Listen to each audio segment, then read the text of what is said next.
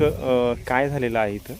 या ठिकाणी 3:30च्या दरम्यानमध्ये या ठिकाणी अचानक इथं आमच्या येथील काळे म्हणून एक गृहस्थ आहेत, ते या ठिकाणी राहिले आहेत आणि त्यांनी ऊस पेटला म्हणून या ठिकाणी सांगण्यात आलं, कुठेतरी स्पार्किंग लाईटीचं झालंय असं सांगण्यात आलं आणि तो घरी या ठिकाणी रामदास मोवाल्यांना सांगायला आला आणि सगळेजण या ठिकाणी धावत आली.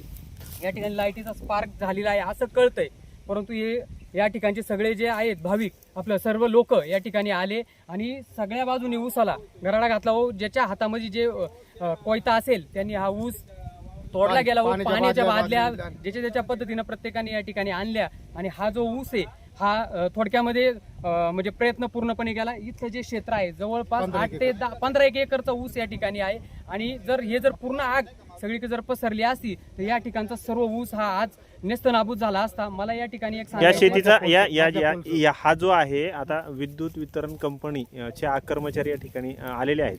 विद्युत MSCBचे बोर्डाचे इथं कर्मचारी या ठिकाणी आलेले आहेत, परंतु काल सुद्धा या ठिकाणी काहीतरी झालं होतं, जमका काहीतरी या ठिकाणी गेला होता, तो पण त्या ठिकाणी त्यांनी केला. परंतु मला एक या ठिकाणी म्हणायचंय, त्यांनी हा जो मधला पोल या ठिकाणी दिसतोय या ठिकाणी त्यांनी लक्ष ठेवायला पाहिजे का शेतकरी तो काढायला पाहिजे किंवा जिथं ऊस क्षेत्र आहे त्यांनी तो बांधाच्या म्हणजे मध्यभागी वगैरे बांधावरती तरी घेतला पाहिजे.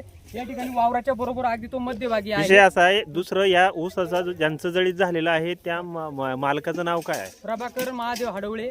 किती ऊसाचे शेतकरी आहेत, ते मुंबई या ठिकाणी आहेत. त्यांचा आर्दलकर तो या ठिकाणी साधारणतः किती एकर ऊसा जळीत झालेला आहे? हा साधारणतः दीड एकर ऊसाचं या ठिकाणी जळीत झालेला आहे. 1.5 एकर. साधारणतः काय विद्युत वितरण तुमची मागणी काय?